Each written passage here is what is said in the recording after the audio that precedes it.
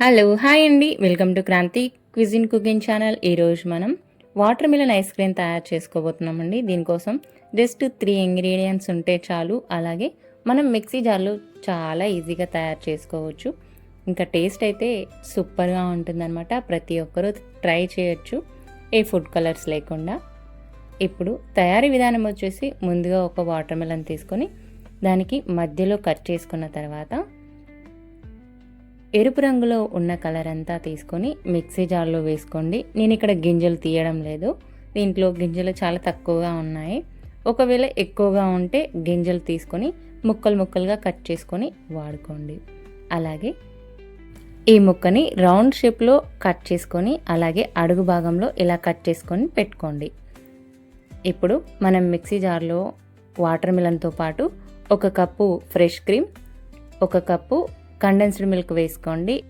వీటి బదులు పాలు లేదా పంచదార వాడితే టేస్ట్ అనేది ఇంత బాగా రాదు అన్నమాట.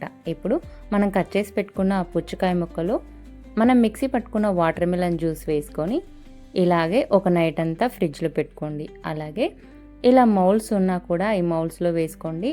ఐస్ క్రీమ్ అనేది తొందరగా అయిపోతుంది.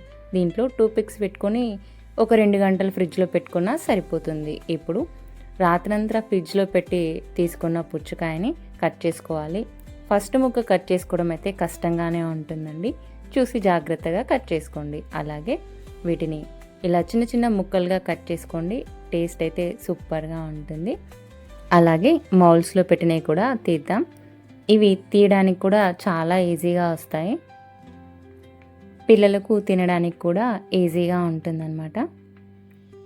చూసారు కదా, చక్కగా 3 ఇంగ్రీడియంట్స్తోని టేస్టీగా ఐస్ క్రీమ్ ఎలా తయారు చేసుకోవాలో. వీడియో కనుక నచ్చినట్లయితే లైక్ చేయండి. ఇలాంటి మరెన్నో వీడియోల కోసం మన ఛానల్ని సబ్స్క్రైబ్ చేయండి. Thanks for watching. ఇంగ్రీడియంట్స్ డిస్క్రిప్షన్లో ఉన్నాయి, చెక్ చేయండి.